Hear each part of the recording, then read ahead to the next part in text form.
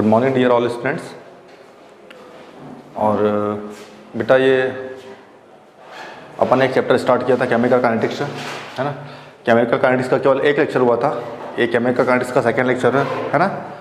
और first lecture में मैंने काफ़ी सारी चीज़ें बता दी कि केमिकल काइनेटिक्स में रासायनिक बलगतिकी में होता क्या है। सबसे पहले बता दिया था कि जो केमिकल रिएक्शन होती है 3 टाइप्स की होती है, ऑन द मतलब किसके आधार पर, तो स्पीड के आधार पर, है ना, गति के आधार पर। जो अभिक्रिया होती है 3 प्रकार की होती है। स्लो रिएक्शन होती है, मतलब वेरी स्लो रिएक्शन होती है, वेरी फास्ट रिएक्शन होती है एंड मॉडरेट रिएक्शन होती है, ठीक है। नेक्स्ट बता दिया था आपको rate of reaction. Rate of reaction क्या होती है? Change in concentration upon taken time, सांद्रता में परिवर्तन बटे समय अंतराल होती है, ठीक है। उसके बाद मैंने आपको जो बता दिया था कि जो ऑर्डर होती है ना, एक रेट लॉ बताया था और एक बताया था ऑर्डर ऑफ रिएक्शन, है ना। Rate law and order of reaction. तो rate law and order of reaction में दोनों में डिफरेंट बता दिया था कि जो रेट लॉ का अपन क्या करते हैं, small r is equal to क्या होता है, के ए की पावर x इंटू बी की पावर y होता है, ठीक है। ए की पावर x इंटू बी की पावर y होता है, ठीक है। और ये जो इसकी जो कंसंट्रेशन की जो पावर होती है, ठीक है, ए और बी की जो पावर होती है उसी को कहते हैं n is equal to X plus Y. यही होती है ऑर्डर ऑफ रिएक्शन होती है। क्या होती है? ऑर्डर ऑफ रिएक्शन होती है, ठीक है। सारी चीज़ें आपको बता दिया था कल मैंने आपको, है ना। हाँ, नेक्स्ट लिखो बेटा। ऑर्डर ऑफ रिएक्शन आपको बहुत सारी काफ़ी सारी होती है। Zero order reaction, first order reaction, second order reaction, third order reaction, ठीक है। उसके बाद मैंने यूनिट बता दिया था, याद करो। जीरो ऑर्डर रिएक्शन के लिए यूनिट क्या होती है, फर्स्ट ऑर्डर रिएक्शन के लिए क्या होती है, सेकंड ऑर्डर के लिए क्या होती है, थर्ड ऑर्डर के लिए क्या होती है और nth ऑर्डर के लिए क्या होती है, ठीक है। हाँ, नेक्स्ट टॉपिक इसी में लिखना। लिखो नेक्स्ट जो टॉपिक है इसमें, लिखो बेटा नेक्स्ट टॉपिक, है ना, वो है अणुसंख्यता, मॉलिक्यूलरिटी। अणुसंख्यता, मॉलिक्यूलरिटी, है ना।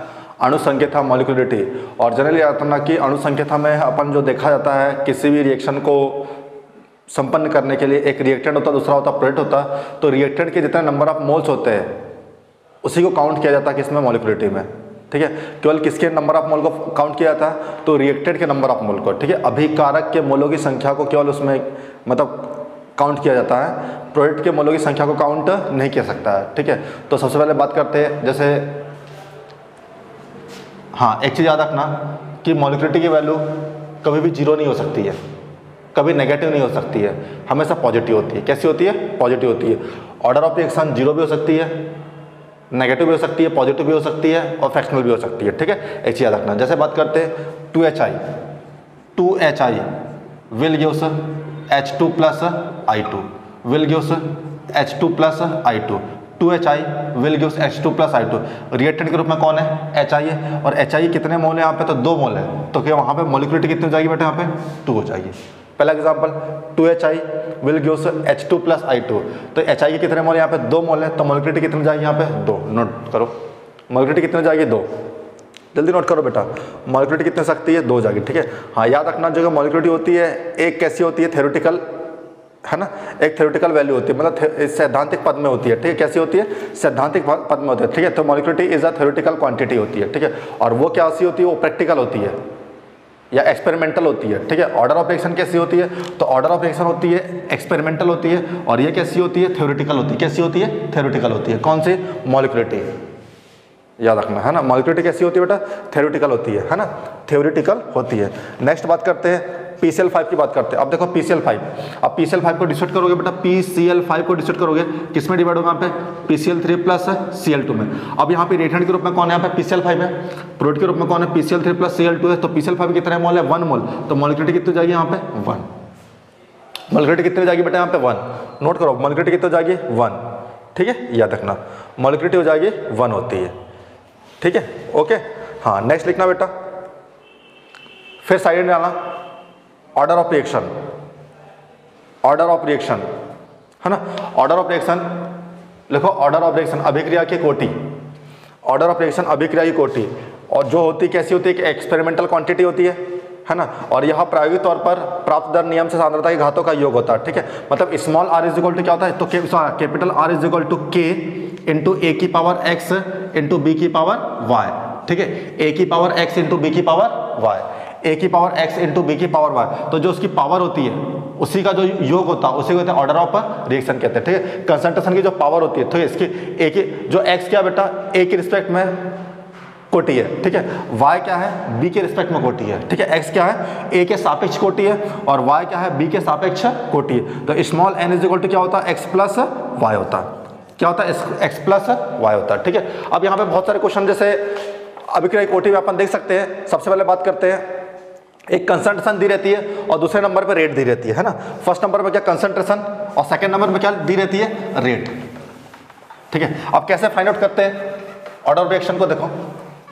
पहले क्या नंबर पे कंसंट्रेशन, सेकंड नंबर पे क्या होती है, रेट होती है ना। फर्स्ट नंबर पे क्या कंसंट्रेशन एंड सेकंड नंबर पे क्या होती है, रेट होती है। अब जैसे बात करते हैं, कोई भी रिएक्शन संपन्न हो रही है, ए विल गिव्स प्रोडक्ट, है ना, ए विल गिव्स प्रोडक्ट, है ना।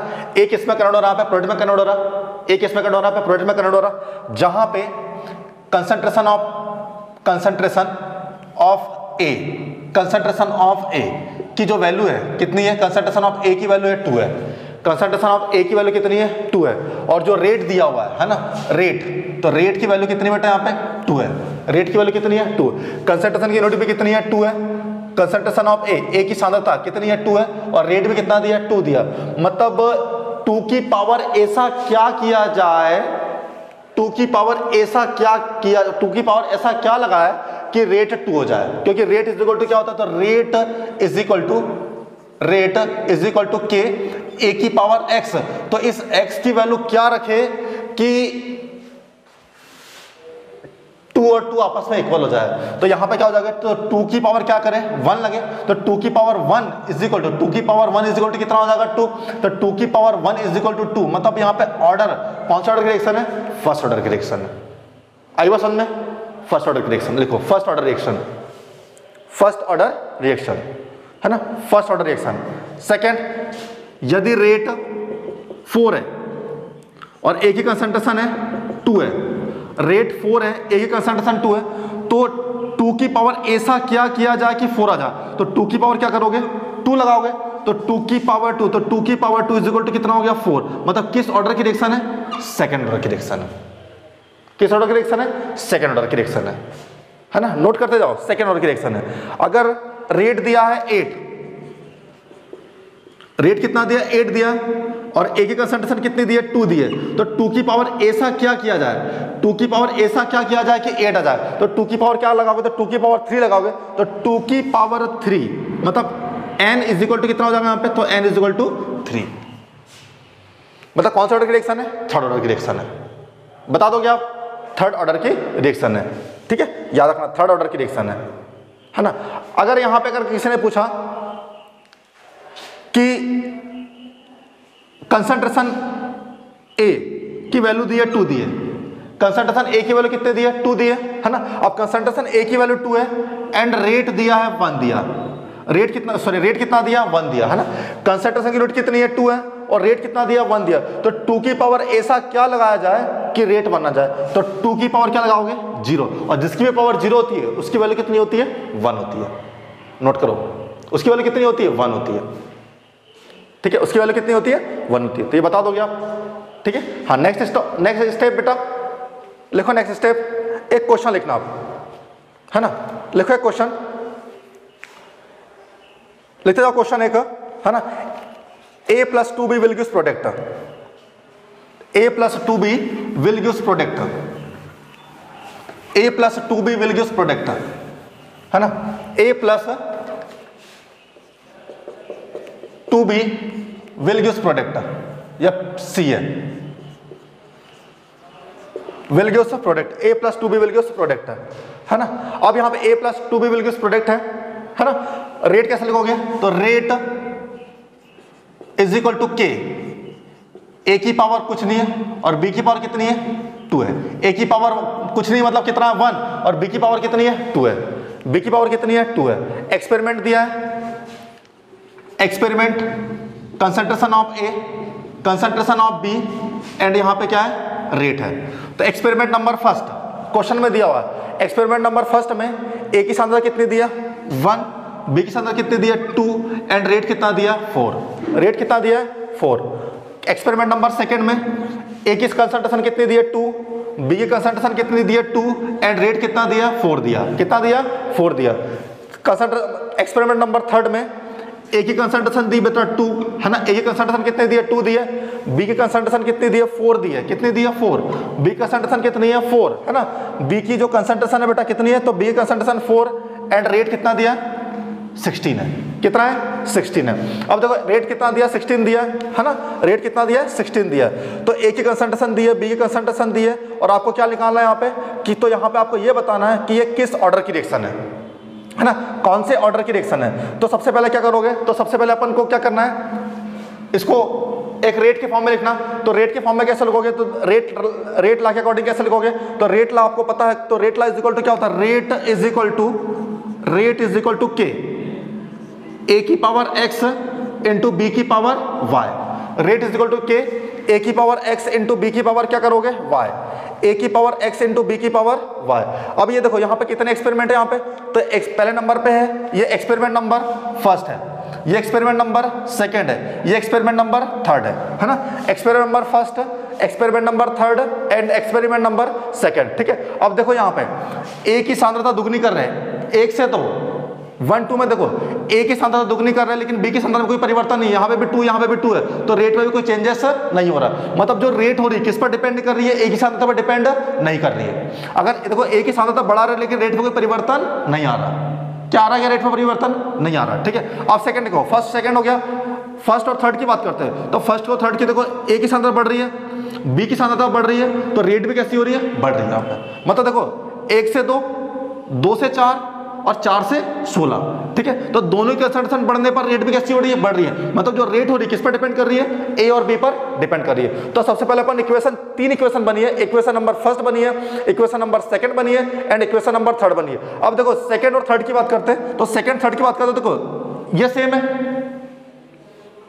ये सेम है, ये बढ़ रही है और रेट बढ़ रहा, मतलब जो रेट हो रही है किस पर डिपेंड कर रही है, बी की कंसंट्रेशन पर। यहां पे रेट क्या हो रही थी, तो यहां पे डिपेंड नहीं कर रही थी किस पर, फर्स्ट सेकंड पर रेट डिपेंड नहीं कर रही थी किस पर, ए की कंसंट्रेशन पर डिपेंड नहीं कर रही थी। तो देखो experiment number third upon experiment number second, तो experiment number third upon experiment number second की बात करते हैं, तो रेट कितने कितने दिए बेटा, यहाँ पे सबसे पहले देखो R3 अपॉन, देखो R3 upon R2, R3 upon R2 is equal to R3 upon R2 है ना, R3 upon R2 is equal to, अब के तो एक कांस्टेंट वैल्यू है, ए की बात करते हैं, तो ए के फॉर्म में कौन है बेटा, ए के फॉर्म में 2, तो 2 की पावर क्या हो जाएगी x इंटू बी की जगह क्या पे, तो बी की जगह क्या है 4, तो 4 की पावर क्या हो जाएगी y, 2 की पावर x 4 की पावर y अपॉन क्या हो जाएगा 2 की पावर x इंटू 2 की पावर y, 2 की पावर x इंटू 2 की power y is equal to कितना दिया 16 अपॉन 4 दिया, कितना दिया 16 अपॉन 4। अब देखो यहाँ पे क्या कैंसिल आउट हो रहा है, यहाँ पे 2x से 2x कैंसिल हो गया है ना, 2x से 2x कैंसिल हो गया, क्या बच रहा 4/2, तो 4/2 को अपन सोल्व कर सकते हैं, दिखाई दे रहा है बेटा यहाँ पे, दिखाई दे रहा है यहाँ पे, तो 4/2 को सोल्व कर सकते हैं, 4/2 की पावर कितनी हो जाएगी, यहाँ पे भी y है और यहाँ पे भी y है, इज इक्वल टू 16 अपॉन कितना हो जाएगा 4। अब इसको सोल्व कर लो इधर, तो कितना हो जाएगा 2 की power y is equal to, अब 2 की पावर y, तो 4 का पहाड़ा ऐसा पढ़ोगे 16 से दिख रहा 9, तो 4 एकम 4, 4 दूनी 8, 4 तिया 12, 4 चौक 16, ये 4 चौक 16 आ गया। अब 2 की पावर ऐसा क्या किया जाए कि 4 आ जाए, तो y इज इक्वल टू 2 हो गया, ये y की वैल्यू निकल गई, y इज इक्वल टू 2, अरे बोलो y इज इक्वल टू 2 किस नंबर पे, कौन से एक्सपेरिमेंट से, experiment number third upon experiment number second है ना, experiment number third upon experiment number second. अब देखते हैं अपन experiment number second upon experiment number first, मतलब R2 upon R1 is equal to, अब R2 अपॉन R1 की बात करते हैं, तो R2 में a की वैल्यू देखो, R2 में a की वैल्यू कितनी दी है, तो R2 में a की वैल्यू दी है 2 की पावर x इंटू 2 की पावर y अपॉन 1 की पावर x इंटू 2 की power y is equal to 4 upon 4। तो यहाँ पे क्या कैंसिल हो रहा है बेटा, यहाँ पे देखो, यहाँ पे जो कैंसिल हो रहा 2y से 2y कैंसिल हो गया, तो क्या बच रहा है यहाँ पे 2 की power x is equal to, यहाँ पे कितना बच रहा है यहाँ पे 1, तो 2 की पावर ऐसा क्या लगाया जाए कि 1 आ जाए, तो x इज इक्वल टू कितना हो गया 0, x इक्वल टू कितना हो गया 0। अब x इज इक्वल टू 0 हो गया, आपको पता है रेट इज इक्वल टू क्या होता है k, ए की पावर, तो ए की कंसंट्रेशन, तो ए की कंसंट्रेशन कितनी बेटा एक्स, एक्स की वैल्यू कितनी है 0, और एक्स की वैल्यू कितनी है 0, और वाई की वैल्यू कितनी बेटा, तो वाई की वैल्यू कितनी है 2 है। तो n इज इक्वल टू क्या होता है एक्स प्लस वाई, तो n की वैल्यू, एक्स की value 0 plus 2 is equal to 2, तो कौन सा ऑर्डर की रिएक्शन है, सेकंड ऑर्डर की रिएक्शन। कोई डाउट? नोट करो, जल्दी नोट करो।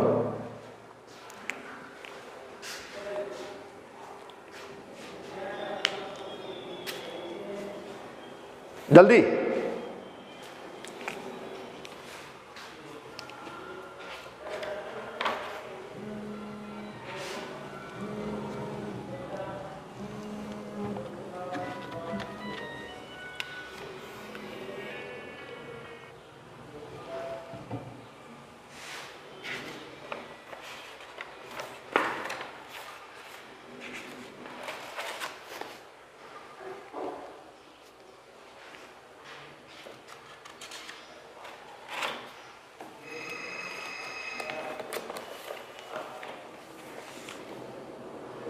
नेक्स्ट टॉपिक लिखना सूडो फर्स्ट ऑर्डर रिएक्शन। लिखो सूडो फर्स्ट ऑर्डर रिएक्शन, है ना, सूडो फर्स्ट ऑर्डर रिएक्शन।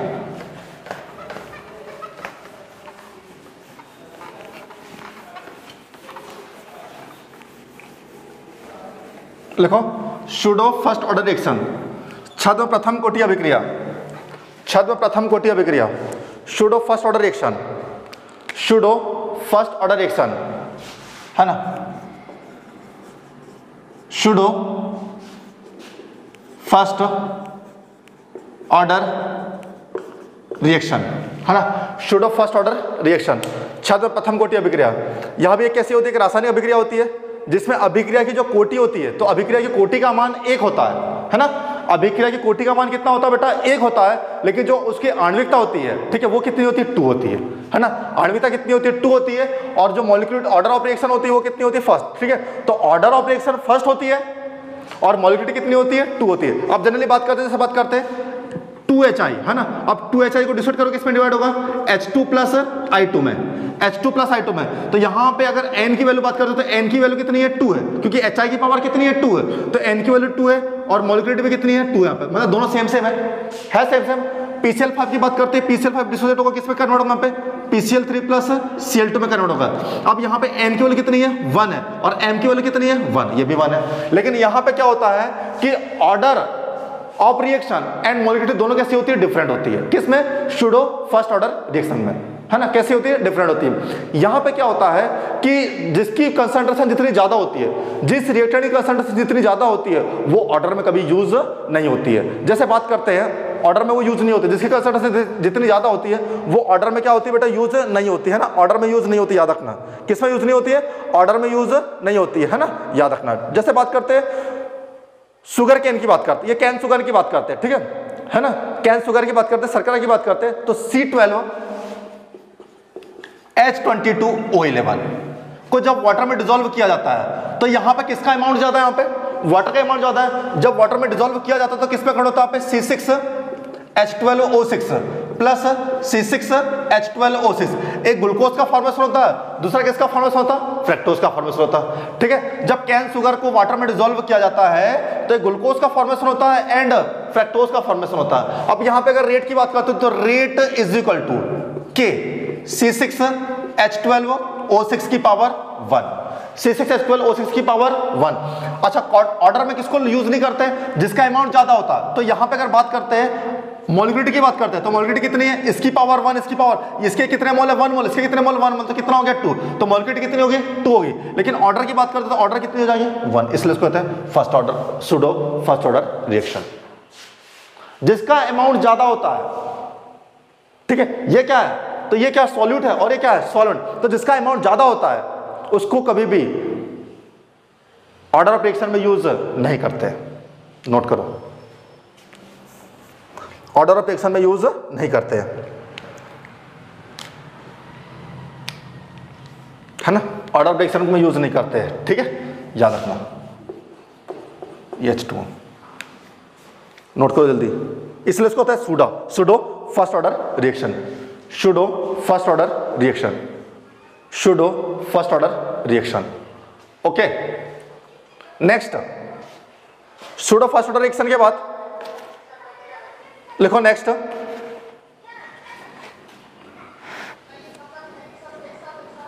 समाकलित वेग नियम, इंटीग्रेटेड रेट लॉ, हेड समाकलित वेग नियम, integrated rate law, integrated rate law, समाकलित वेग नियम, डिफरेंट ऑर्डर के लिए है ना, सभी कोटियों के लिए। इंटीग्रेटेड रेट लॉ, समाकलित वेग नियम, integrated rate law, integrated rate law. तो सबसे पहले बात करते हैं जीरो ऑर्डर रिएक्शन। लिखो जीरो ऑर्डर रिएक्शन, शून्य कोटि की अभिक्रिया, शून्य कोटि की अभिक्रिया। Integrated rate law, integrated rate law, समाकलित दर नियम या वेग नियम है ना, इंटीग्रेटेड रेट लॉ है ना, समाकलित दर नियम, जिसमें सबसे पहले लिखना zero order reaction, zero order reaction. देखो जीरो ऑर्डर रिएक्शन, तो जीरो ऑर्डर रिएक्शन में क्या होती है, जो शून्य कोटि की अभिक्रिया होती है, ठीक है। अब शून्य कोटि की अभिक्रिया कैसी होती है, तो शून्य कोटि की अभिक्रिया क्या होती है, वे अभिक्रिया जिनमें अभिक्रिया की जो दर होती है अभिकारकों की सांद्रता पर निर्भर नहीं करती है, ठीक है। वे अभिक्रिया जिनमें अभिक्रिया की जो दर होती है अभिकारकों की सांद्रता पर निर्भर नहीं करती। किस पर डिपेंड नहीं करती है, तो कंसंट्रेशन ऑफ रिएक्टेंट पर डिपेंड नहीं करती है, ठीक है। तो जो कंसंट्रेशन ऑफ रिएक्टेंट पर डिपेंड नहीं करती है, तो reaction in which rate of reaction remain independent of initial concentration of reactant are zero order reaction.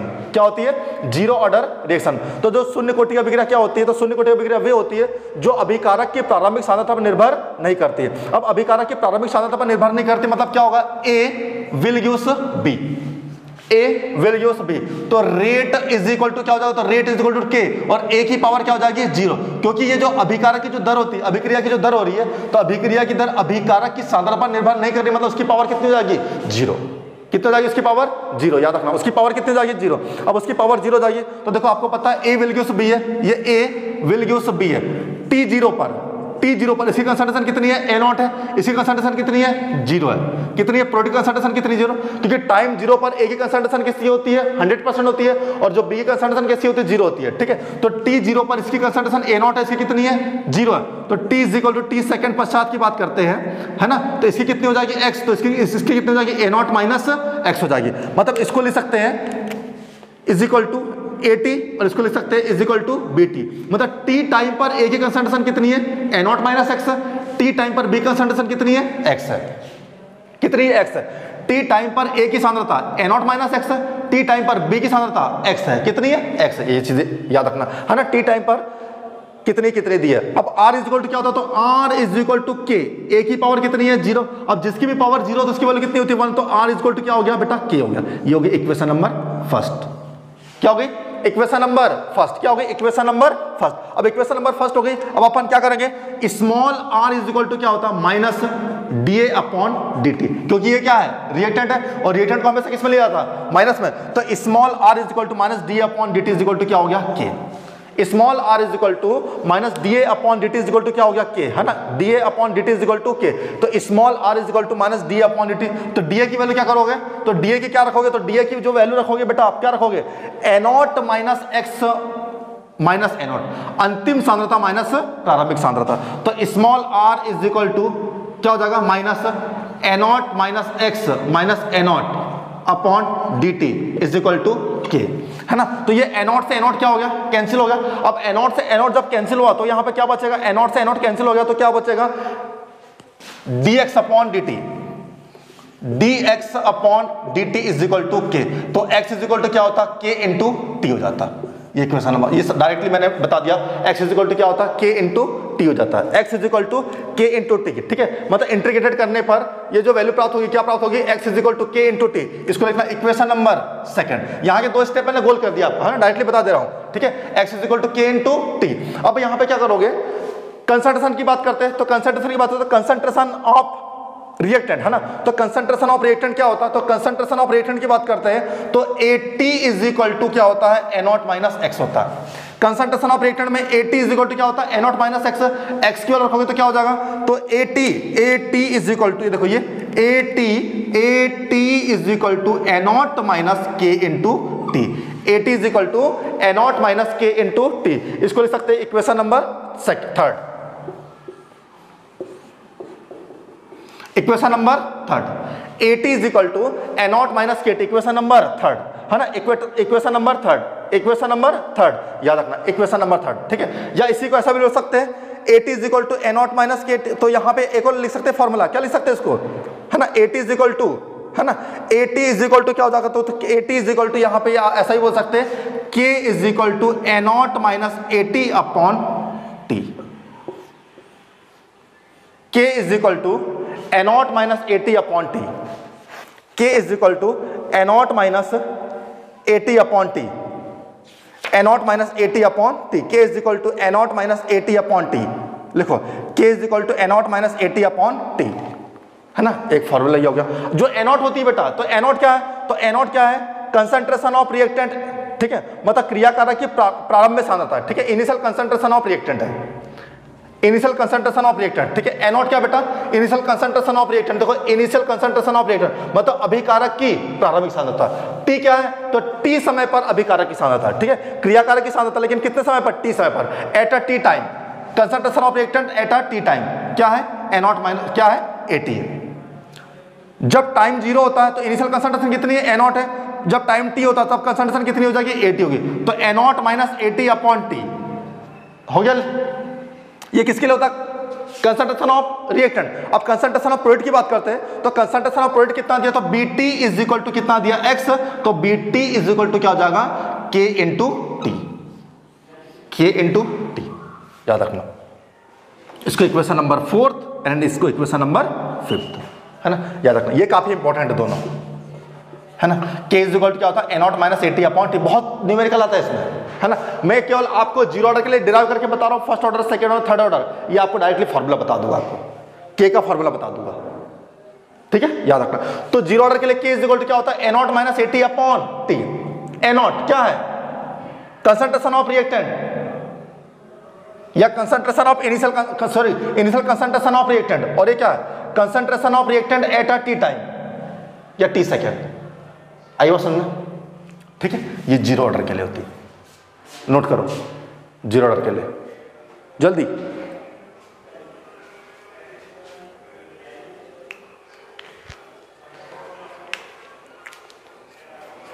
Zero order के लिए, है ना, जीरो ऑर्डर के लिए।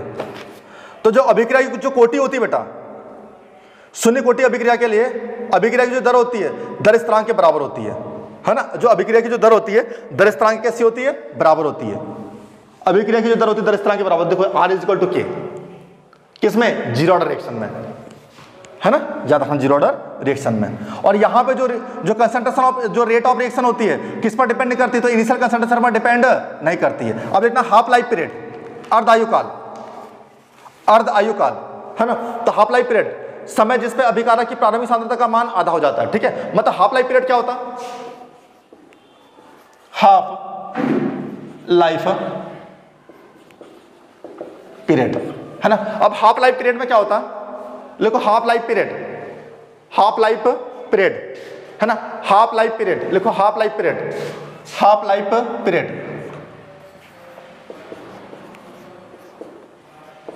हाफ लाइफ पीरियड किसी भी रिएक्टेंट को प्रोडक्ट में कन्वर्ट होने के लिए, कंप्लीटली प्रोडक्ट में कन्वर्ट होने के लिए 10 मिनट का समय लगता है ना, मतलब 100% कंप्लीट होने में, रिएक्टेंट को प्रोडक्ट में कंप्लीट होने में 10 मिनट का समय लगता है। अगर वही रिएक्टेंट को यदि आप 50% कंप्लीट करवा रहे हो, कितना, 50% कंप्लीट करवा रहे हो, तो 50% कंप्लीट होने में उसे 5 मिनट का समय लगता है। तो यही जो 5 मिनट होता है इसी को कहते हैं हाफ लाइफ टाइम कहते हैं, या हाफ लाइफ पीरियड कहते हैं।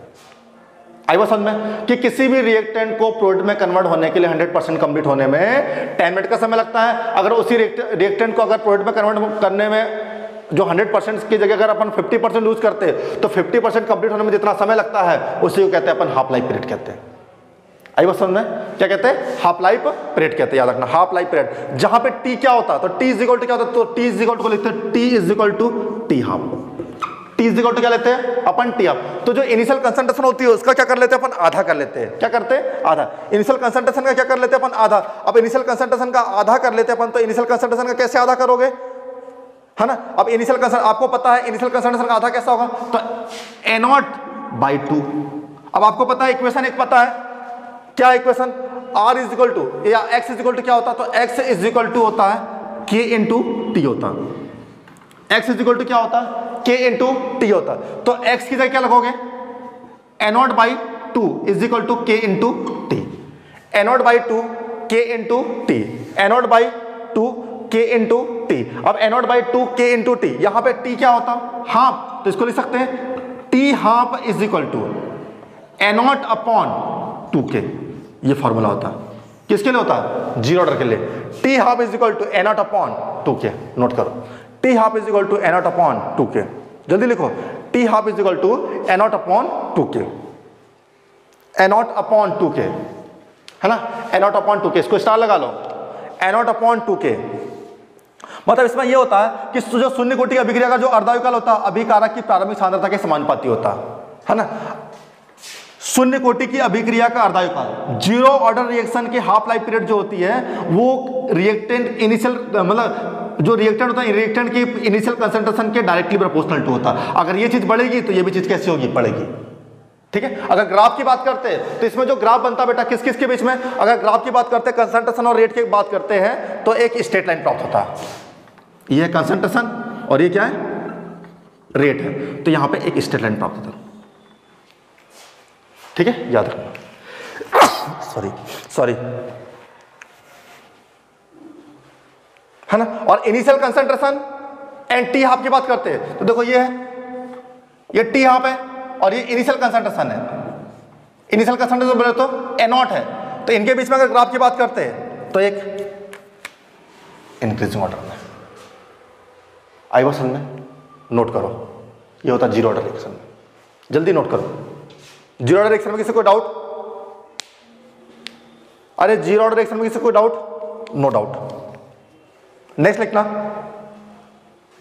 First order reaction, first order reaction, है ना।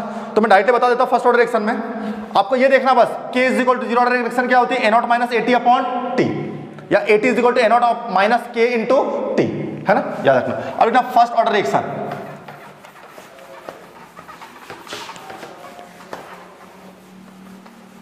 First order reaction, heading of first order reaction,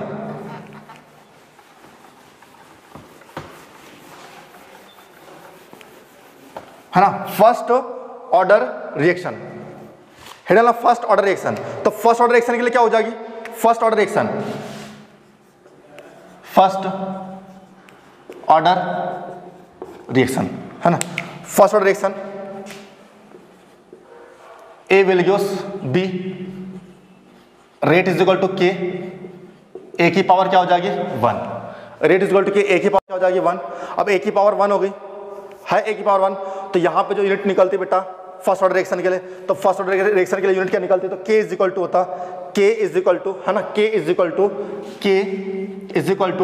2.303 upon T log A not upon A not minus x, ये फॉर्मूला होता है, A not upon A not minus x, इसको star लगा लो, बहुत question आते हैं इसमें।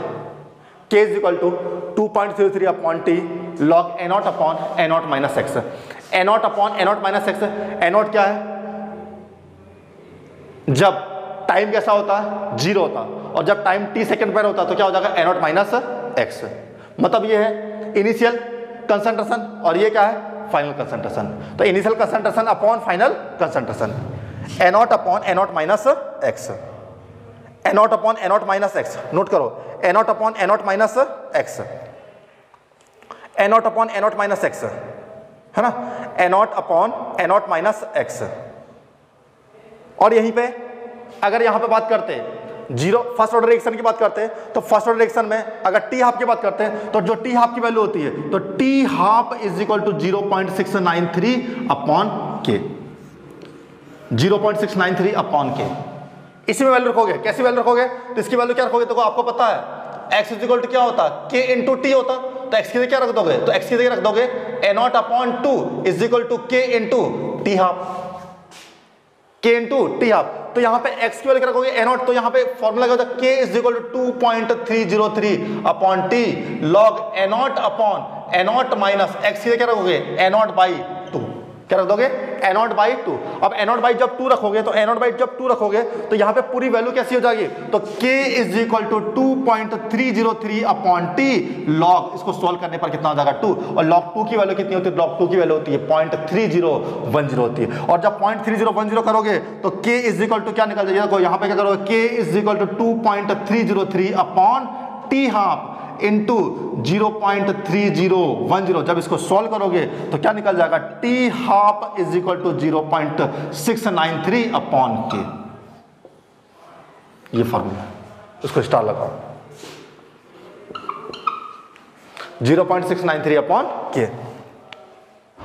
है ना। मतलब यहां पे क्या होता है, तो यहां पे क्या होता है, जो फर्स्ट ऑर्डर रिएक्शन के लिए जो टी हाफ होती है, फर्स्ट ऑर्डर रिएक्शन के टी हाफ इनिशियल कंसंट्रेशन पर डिपेंड नहीं करती है,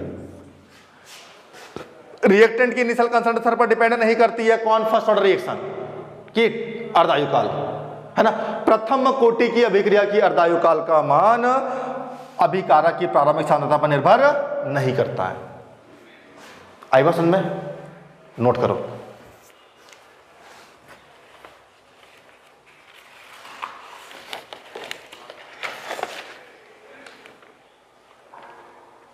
ठीक है, ओके, अर्धायुकालिक प्रारंभिक सांद्रता पर निर्भर नहीं करता। इसी तरह सेकंड ऑर्डर रिएक्शन की बात करते हैं, तो सेकंड ऑर्डर रिएक्शन में क्या होता है बेटा, सेकंड ऑर्डर रिएक्शन, देखो सेकंड ऑर्डर रिएक्शन,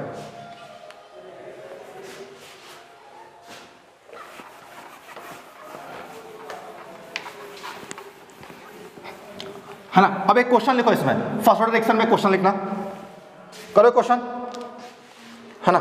लिखो फर्स्ट ऑर्डर रिएक्शन में क्वेश्चन, या पहले लिख लो बेटा, तीनों लिख लेते हैं ना। सेकंड ऑर्डर रिएक्शन, तो सेकंड ऑर्डर रिएक्शन में क्या हो जाएगा, 2a will gives product, rate is equal to k, और a की पावर क्या हो जाएगी 2, rate is equal to k, a की पावर क्या हो जाएगी 2। अब a की पावर 2 है, क्या है, a की पावर 2 है, तो k इज इक्वल टू क्या हो जाता है, k is equal to 1/t, bracket में k is equal to 1/t, और ब्रैकेट में क्या हो जाएगा, तो k is equal to 1/t, bracket में क्या हो जाएगा 1/80 minus 1/a0, 1/80 minus 1/a0, 1/80 minus 1/a0, ये होती किसके लिए होती है, तो ये होती है first order second order reaction के लिए होती है। किसके लिए वैल्यू होती है, सेकंड ऑर्डर रिएक्शन की वैल्यू होती है, सेकंड ऑर्डर रिएक्शन की वैल्यू होती है। इसी तरह थर्ड ऑर्डर के लिए क्या हो जाएगी, 3a विल गिव्स प्रोडक्ट, तो rate is equal to k, और a की पावर क्या हो जाएगी 3, तो rate is equal to k, a की पावर 3। अब rate is equal to k, a की पावर 3, तो यहां पे इक्वेशन क्या बन जाएगी बेटा, तो यहां पे इक्वेशन बन जाएगी k is equal to 1/2t, k is equal to 1/2t, तो k is equal to 1/2t, और यहां पे क्या हो जाएगा, तो 1/2t, ब्रैकेट में क्या हो जाएगा 80 की पावर 2 माइनस a0 की पावर 2, 80 की पावर 2 माइनस a0 की पावर 2, सॉरी 80 की पावर 2 माइनस a0 की पावर 2, ये इक्वेशन किसके लिए, थर्ड ऑर्डर के लिए, याद रखना, किसके लिए, थर्ड ऑर्डर के लिए, भूलोगे तो नहीं आप, ओके, ठीक है, याद रखना। और एक कॉमन हाफ लाइफ पीरियड के लिए फॉर्मूला होता, तो कॉमन हाफ लाइफ पीरियड के लिए फॉर्मूला क्या होता, तो T half directly equal to 1/a0 की पावर n माइनस 1, ये सभी के लिए कॉमन निकलता है। जीरो ऑर्डर की बात करें तो जीरो ऑर्डर में क्या हो जाएगा, 0 - 1, फर्स्ट ऑर्डर के लिए 1 - 1, सेकंड के लिए 2 - 1, थर्ड के लिए 3 - 1, आपका आंसर आ जाएगा, क्या हो जाएगा, आंसर आ जाएगा। ठीक है, लिखो आप क्वेश्चन, एक क्वेश्चन है बेटा, बहुत अच्छा क्वेश्चन है कि प्रथम कोटि की अभिक्रिया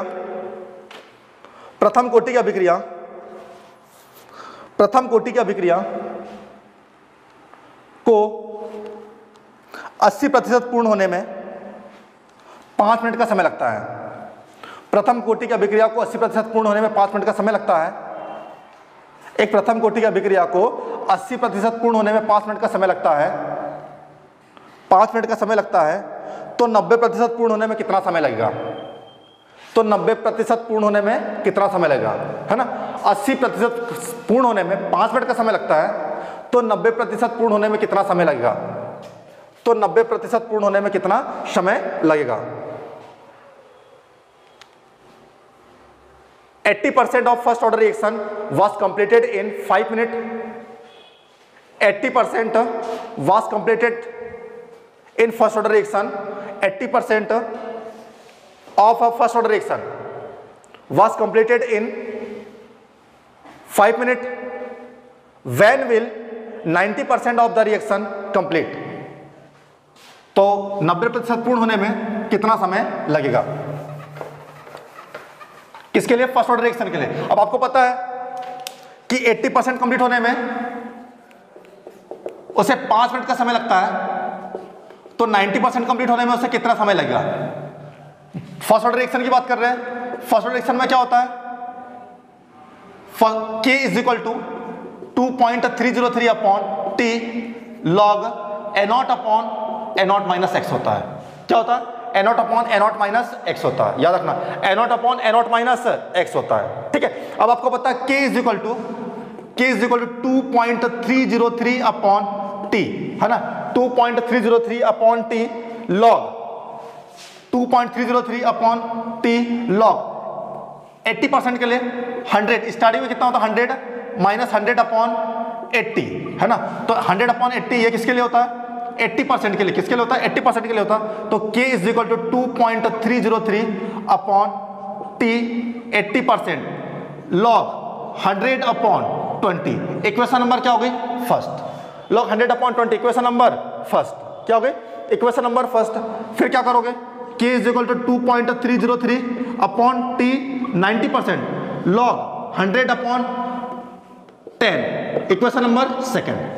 क्या होगा? Equation number second. अब इक्वेशन नंबर फर्स्ट और इक्वेशन नंबर सेकंड की बात करते हैं, तो equation number first and equation number second की बात करते हैं, तो equation number second divided by equation number first, है ना। अब इक्वेशन नंबर सेकंड डिवाइडेड, क्योंकि इक्वेशन नंबर सेकंड को आपको फाइंड आउट करना है, तो फाइंड आउट करने के लिए क्या करोगे? तो सबसे पहले आपको K से K कैंसिल हो गया, 2.30 से 2.30 कैंसिल हो गया, तो बच क्या यहाँ पे? तो यहाँ पे क्या हो जाएगा?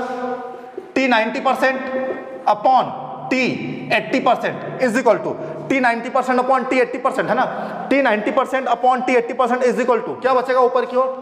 log 100 upon 10 upon log 100 upon 20, log 100 upon 20। अब T 90% ज्ञात करना है, तो उसको क्या करोगे? x upon 5 is equal to, अब यहाँ पे इसको सॉल्व करने पर कितना आता है? 10, और इसको सॉल्व करने पर कितना आ रहा है यहाँ पे? तो 5 आ रहा 5 log 10 और log 5। log 10 की ओर आपको पता है log 10 ऊपर की ओर है अपॉन log 5, तो x upon 5 is equal to log 10 की वैल्यू कितनी होती है? 1, और log 5 की वैल्यू कितनी होती है? 0.70। कितनी होगी? 0.70। अब इसको सॉल्व करोगे, तो इसको जब सॉल्व करोगे तो आंसर कितना आ जाएगा? तो x इज इक्वल टू क्या होता है? तो x इज इक्वल टू क्या इतना हो जाएगा? 7.1 मिनट। कितना समय लगेगा? 7.1 मिनट का समय लगेगा। आई बात समझ में, है ना। सॉल्व करो इसको, 7 कितना हो जाएगा?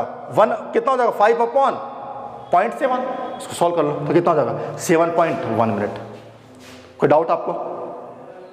अरे बोलो, कोई डाउट? नो डाउट, ठीक है। इस टाइप से क्वेश्चन आते बेटा, किस में आते हैं?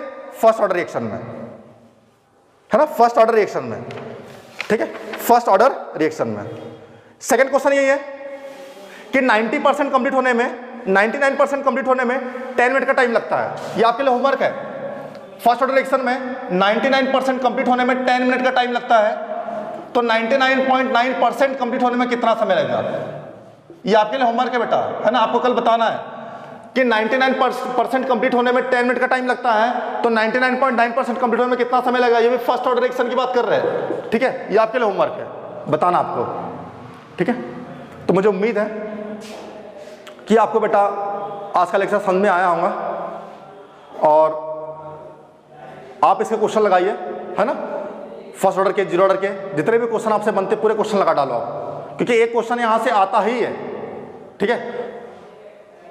तो आज की क्लास अपन यहीं पे एंड करते हैं, है ना। Thank you.